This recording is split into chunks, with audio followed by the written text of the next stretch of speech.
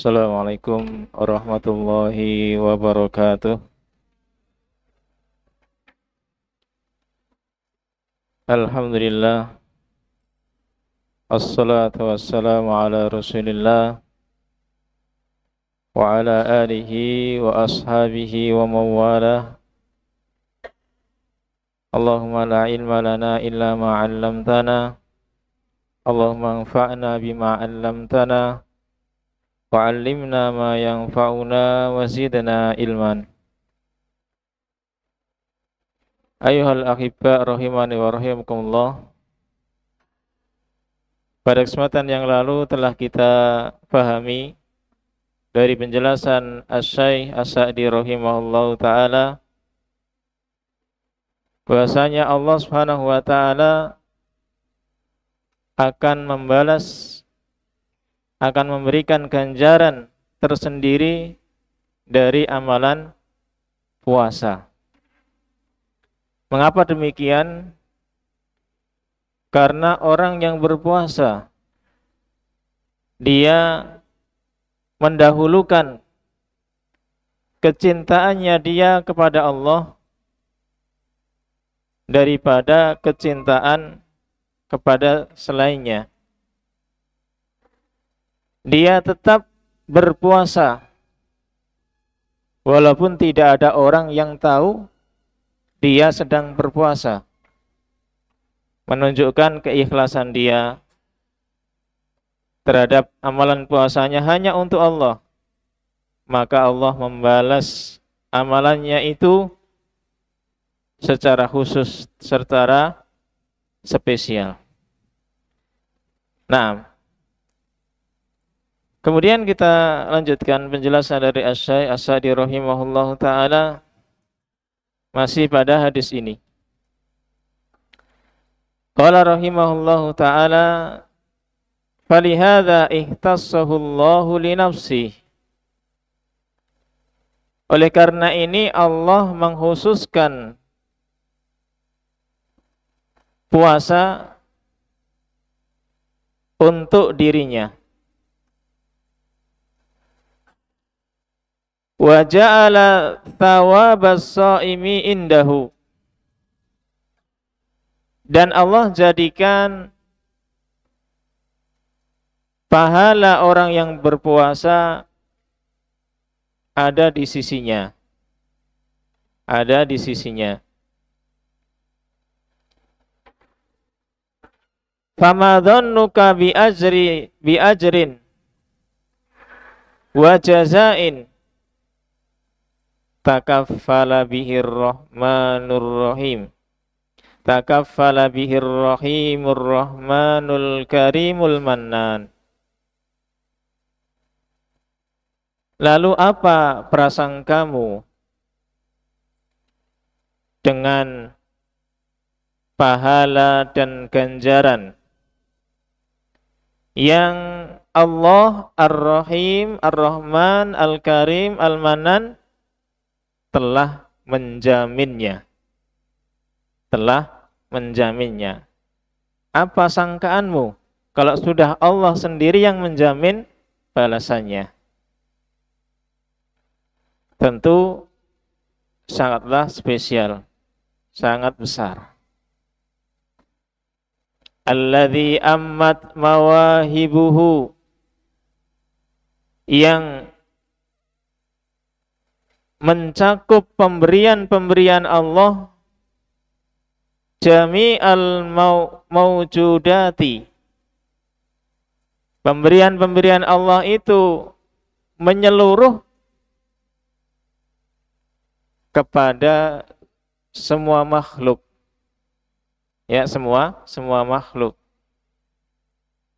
Akan tetapi wa khassa awliya'ahu minha,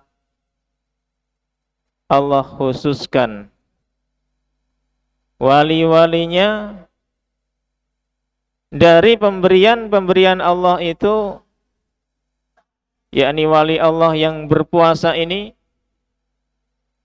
bil hadil awfari wan nasibil akmali,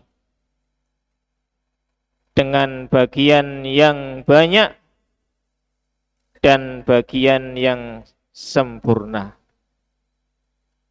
Naam, dengan bagian yang banyak lagi sempurna. Nah, ini keutamaan orang yang berpuasa, gemar berpuasa. Naam, maka bersyukurlah bagi yang bisa istiqomah untuk mengamalkan amalan yang ini. Teruslah. Naam, karena itu amalan yang luar biasa. Naam, amalan yang luar biasa. Baik. Wa qaddara lahum minal asbabi, dan Allah menetapkan untuk mereka dari sebab-sebab, wal altafil lati, dan kelembutan-kelembutan yang yanaluna biha, yang mereka dapatkan dengannya, ma indahu, apa yang ada di sisi Allah, la takhturu bil bal, yang tidak pernah terlintas di benak manusia, yang tidak pernah terlintas di benak manusia. Apa-apa yang sudah kita lihat, kita rasakan, yang enak, yang nikmat, dan seterusnya, itu nikmatnya, enaknya belum seberapa dengan balasan ini. Karena balasan ini belum pernah terlintas di benak kita. Ya, belum terlintas di benak kita, masih disimpan. Wala taduru fil khayali, dan tidak berputar di dalam khayalan manusia. Tidak bisa dihayalkan, tidak bisa dibayangkan oleh manusia, karena belum pernah dilihat. Bagaimana membayangkan? Ya, tidak bisa. Fama dhannuka ay yaf'alallahu biha ula'is sha'iminal mukhlasina. Lalu apa sangkaanmu, apa yang akan diberikan Allah kepada orang-orang yang berpuasa lagi ikhlas ini? Lagi ikhlas ini. Nah, itulah ya besarnya keutamaan amalan puasa. Amalan puasa. Qala rahimahullahu ta'ala wa huna yaqiful qalamu. Dan di sini pena berdiri. Artinya beliau tetap menulis. Ya, Syekh As-Sa'di menulis. Ya, faedah hadis ini. Wa yasihu qalbus shaimi, dan hati orang yang berpuasa menjadi lapang, farhan wa taraban, dalam keadaan senang dan gembira. Bi amalin ikhtassahu Allahu li nafsihi. Mengapa orang yang berpuasa hatinya lapang, senang dan gembira? Karena dia mengamalkan amalan yang Allah khususkan untuk dirinya. Amalan yang Allah khususkan untuk dirinya. Yang mana amalan lain tidak demikian. Ya, amalan yang lain tidak demikian. Wa ja'ala jazaahu min fadlihil makhdhi, dan Allah jadikan balasan puasa dari karunia-Nya yang murni, ya, karunia-Nya yang murni, wa ihsanihi sorfi, dan kebaikannya yang murni. Naam. Wa dzalika fadlullahi yu'tihi may yasha. Dan balasan itu merupakan karunia Allah yang Allah berikan kepada orang yang Allah kehendaki. Wallahu dzul fadlil azim. Dan Allah mempunyai karunia yang sangat besar. Mempunyai karunia yang sangat besar. Ini keutamaan bagi hamba-hamba Allah yang Allah kehendaki. Yang mana kenyataannya tidak semuanya bisa mendapatkannya. Ada yang terbiasa berpuasa dan ada yang tidak.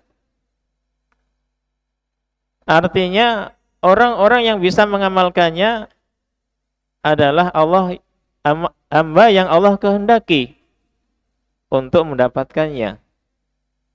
Sedangkan yang lain yang tidak mengamalkannya belum Allah kehendaki. Nah, belum Allah kehendaki untuk mendapatkan keutamaannya. Nah, qala rahimahullahu ta'ala wa dalal hadithu. Dan hadis ini menunjukkan ala anna siyamal kamila, bahwasanya puasa yang sempurna, huwallazi yada'ul abdu fihi syai'aini. Puasa yang sempurna adalah puasa yang seorang hamba bisa meninggalkan dua perkara. Bisa meninggalkan dua perkara. Nah, tidak hanya sekedar berpuasa, menahan lapar dan dahaga dan syahwatnya, tidak. Tapi ada dua. Puasa yang sempurna, yang baik adalah puasa yang pelakunya bisa meninggalkan dua perkara. Apa itu? Yang pertama, al-mufattiratil hissiyati. Dia bisa meninggalkan pembatal-pembatal puasa al-hissiyah yang bisa dilihat oleh mata kita. Yang bisa dilihat oleh mata kita. Apa saja pembatal puasa yang hissiyah ini? Min ta'amin wa syarabin wa nikahin wa tawabi'iha, berupa makanan, minuman, dan nikah, yakni syahwat. Naam, terhadap perempuan, wa tawabi'iha, dan perkara-perkara yang mengikutinya. Ini yang pertama. Dia bisa meninggalkan pembatal-pembatal puasa yang hissiyah. Makan, minum, syahwat. Kemudian yang kedua, yang dia juga harus tinggalkan, wal munakkisatil amaliyati, dan perkara-perkara yang bisa mengurangi nilai amalan, bisa mengurangi pahala amalan. Ini juga harus dia tinggalkan. Fala yarfuthu wala yaskhabu. Maka dia tidak boleh yarfuth, berkata kotor. Wala yaskhab, dan tidak boleh berkata yang menimbulkan pertengkaran dan perselisihan. Nah, ucapan yang dia ucapkan ucapan-ucapan yang baik yang diridhai oleh Allah Subhanahu wa taala. Tidak puasa tapi ucapannya asbun, asal bunyi. Ya, semua dia ucapkan, baik atau jelek. Nah, ini tidak masuk di sini. Nah, dia harus tidak boleh mengucapkan ucapan kotor atau ucapan yang bisa menimbulkan pertengkaran. Wala ya'malu amalan muharraman. Dia juga tidak boleh melakukan amalan yang diharamkan. Yang diharamkan. Nah, ya dari berbagai macam amalan yang diharamkan. Nah, wala yatakallamu bikalamin muharramin. Tidak boleh dia mengucapkan ucapan yang diharamkan. Nah, berupa ucapan atau mungkin perbuatan atau juga amalan hati yang diharamkan juga tidak diperbolehkan. Nah, bal yajtanibu jami'al ma'asi. Bahkan dia harus menjauhi semua kemaksiatan. Semua kemaksiatan. Wa jami'al mukhasamati, dan semua perkara yang menimbulkan pertengkaran. Wal munazi'ati, menimbulkan perselisihan. Al muhditsati lisyahna, perkara yang menyebabkan permusuhan. Nah, perkara yang menyebabkan permusuhan. Walihada qala, oleh karena ini Nabi bersabda dalam hadis ini, Nabi mengatakan, fala yarfuth, maka tidak boleh dia yarfuth, berkata kotor. Ya, berkata kotor. Ya, mengumpat. Nah, atau menjuluki temannya yang tidak baik. Nah, atau tidak terima dengan takdir Allah, atau yang lainnya dari ucapan-ucapan kotor. Nah, maka jangan terbiasa yang demikian. Ya, terkadang seseorang itu melakukan perkara yang dilarang, nah, dikarenakan meremehkan, karena terlalu sering dilakukan. Ya, terlalu sering dilakukan. Akhirnya dia anggap biasa saja. Dia anggap biasa saja. Nah, mungkin sebelum mondok dia pergaulannya demikian teman-temannya. Ucapannya kotor-kotor. Setelah mondok masih terbawa. Demikian. Nah, maka ketika sudah mengetahui hal ini, segeralah dia untuk meninggalkannya. Untuk mengekang lidahnya, jangan sampai mengucapkannya lagi. Nah, dengan membiasakan diri, membiasakan lisan kita. Nah, dengan sabda Nabi sallallahu alaihi wasallam, "Na'am, man kana yu'minu billahi wal yaumil akhir falyakul khairan aw liyasmut." Siapa yang beriman kepada Allah dan hari akhir, hendaknya dia mengucapkan yang baik atau diam. Wah, berat saya kalau meninggalkan ucapan kotor. Rasanya sudah terlalu biasa. Ya kalau nggak bisa meninggalkan, diam saja, jangan berkata.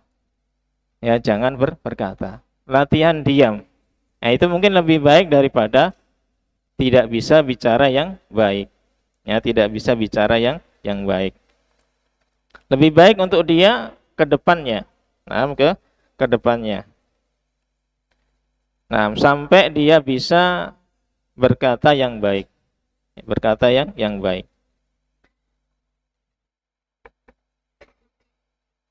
Wala yaskhab, dan tidak boleh dia melakukan yaskhab bil kalamil muhditsi lil fitani wal mukhasamati. Berkata dengan perkataan yang menimbulkan fitnah. Menimbulkan fitnah dan pertengkaran. Ya.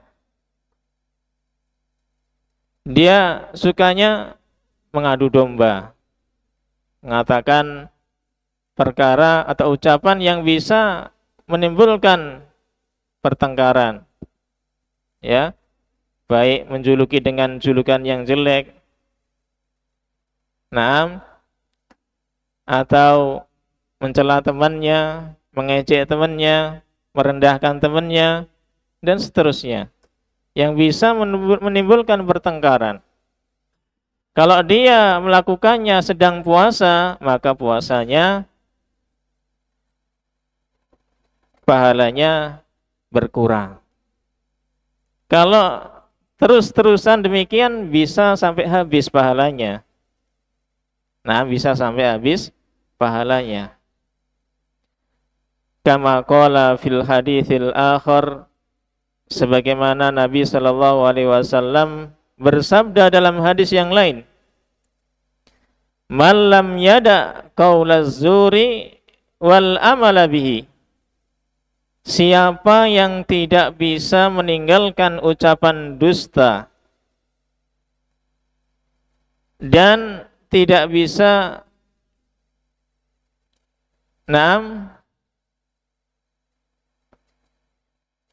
tidak bisa meninggalkan ucapan dusta atau ucapan kebatilan, atau yang bisa dia tertuduh dengan kebatilan.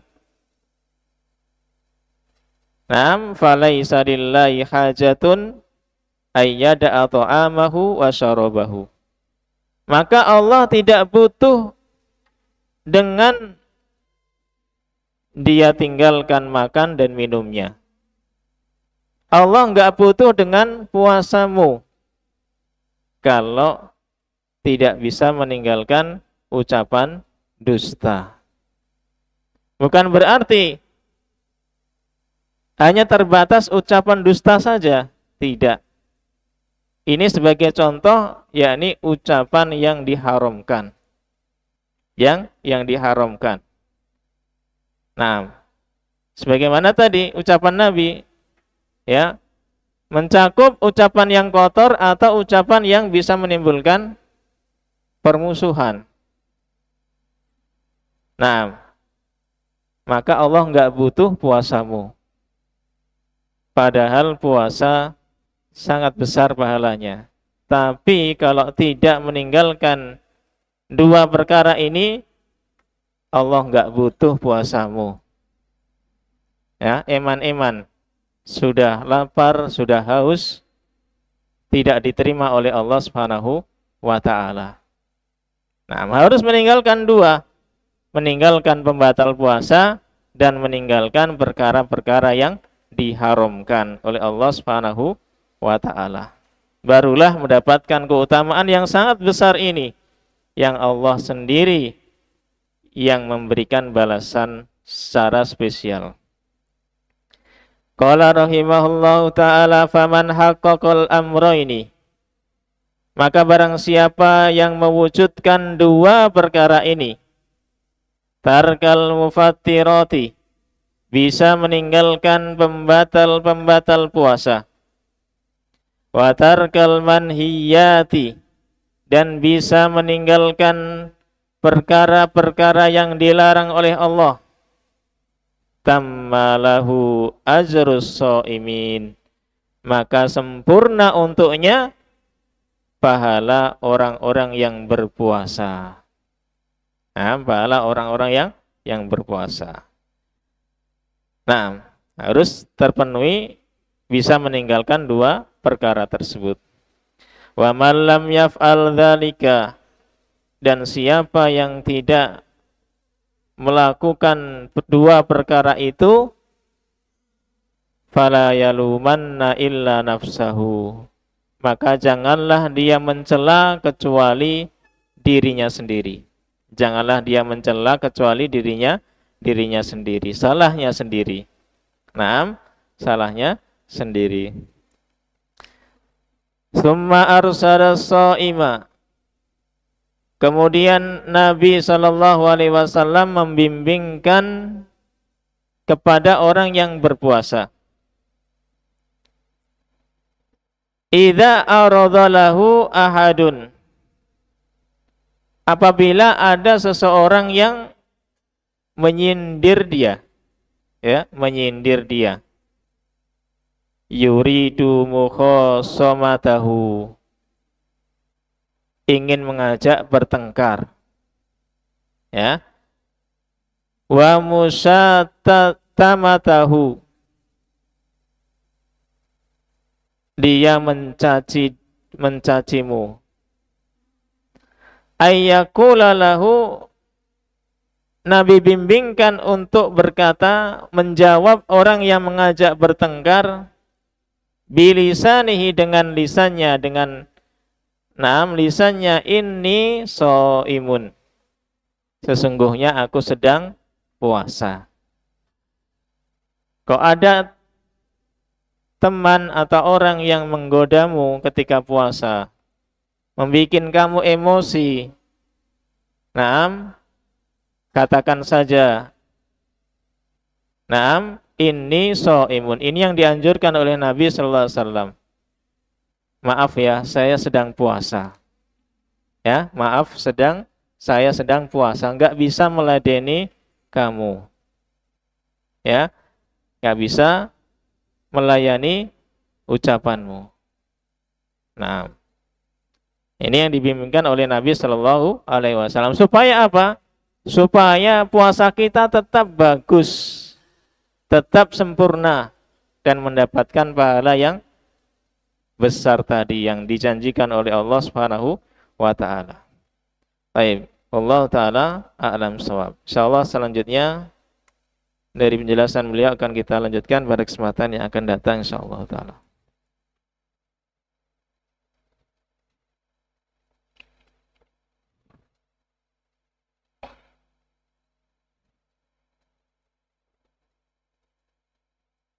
Apakah orang yang berkata kotor, maka pahala sedekahnya akan berkurang? Untuk sedekah, maka dua perkara yang dilarang, ya, al-mannu wal adha, ya, sebagaimana dalam surat Al-Baqarah itu, ya, al-mannu wal adha. Al-man, mengungkit-ungkit, wal adha, dan menyakiti. Dia infak tapi mengungkit-ungkit, loh, dulu pernah saya kasih infak ke kamu, ya kan? Masih ingat gak? Itu diungkit-ungkit dia, jangan lupa loh, dulu saya pernah infak. Atau dia menyakiti, dia kasih infak tapi menyakiti, nih jangan kesini lagi, ya, udah jangan kesini lagi. Nah, menyakiti orang yang dikasih, nah ini yang dilarang, ya, dari orang yang berinfak. Nggak boleh mengungkit atau menyakiti orang yang dikasih infak. Allah Ta'ala a'lam bishawab.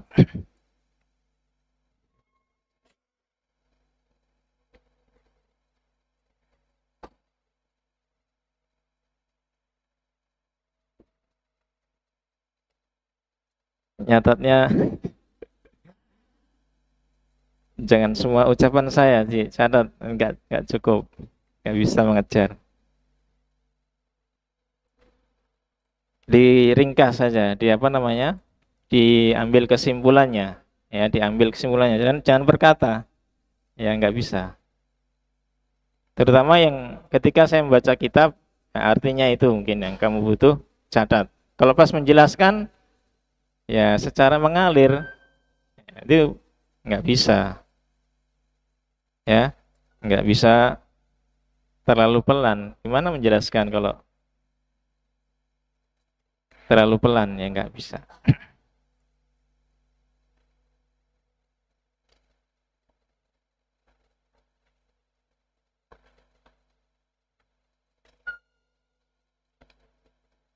Apakah boleh kita meminjam uang untuk membayar utang? Meminjam uang untuk membayar utang, gali lubang, tutup lubang, ceritanya. Ya, boleh saja, tapi ya tetap kamu punya utang berarti. Ya, kamu membayar utang tapi dengan utang kepada orang lain. Artinya utangmu tetap tapi berpindah orang, ya, berpindah orang. Boleh saja, sah saja. Tapi engkau tetap masih memiliki hutang. Dalam masalah hutang hendaknya jangan bermudah-mudahan. Ya, kecuali kalau dalam perkara yang sangat penting untuk berhutang, ya enggak apa-apa. Dan niatkan berhutang itu untuk membayar. Jangan sampai berhutang niatnya enggak bayar. Karena Allah akan membantu orang yang hutang niatnya membayar. Allah bantu, Allah mudahkan. Tapi kalau niatnya enggak mau bayar, sengaja, ya Allah enggak bantu. Artinya sulit untuk membayarnya. Sulit untuk membayarnya. Sedangkan hutang itu sangat berbahaya. Itu akan terbawa sampai meninggal dunia, akan dianggap hutang. Sampai Rasulullah enggak mau menyolatkan orang yang meninggal masih memiliki hutang. Sampai ada orang yang mau menanggung hutangnya, membayar hutangnya. Ini masalah hutang. Ya. Terkadang santri, dulu, tidak tahu sekarang ya, dulu seringnya hutang. Terus waktunya lulus pulang begitu saja, nggak dibayar. Yang punya warung juga diam saja, ya, nggak mau menagih.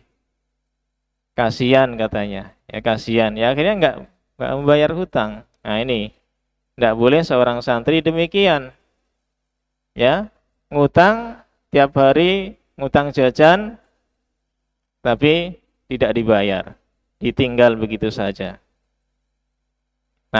Setelah ketahuan, ya akhirnya nggak tahu dibayar atau pondok yang bayar, ya kurang tahu. Ini artinya bermudah-mudahan dalam berhutang ini sangat berbahaya. Sangat berbahaya. Ya, khawatirnya kalau utangnya besar, kemudian orangnya nggak mau mengikhlaskan, keluar kata-kata yang jelek atau doa yang jelek. Ini, ya, dari orang yang kita hutangi, menyebabkan kehidupan kita kehidupan yang tidak baik. Tidak baik. Allah Ta'ala alam shawab. Mungkin ini yang bisa kita sampaikan pada kesempatan kali ini. Allah Ta'ala alam shawab. Subhanakallahumma bihamdik, asyhadu an la ilaha illa anta, astaghfiruka wa atubu ilaik. Assalamualaikum warahmatullahi wabarakatuh.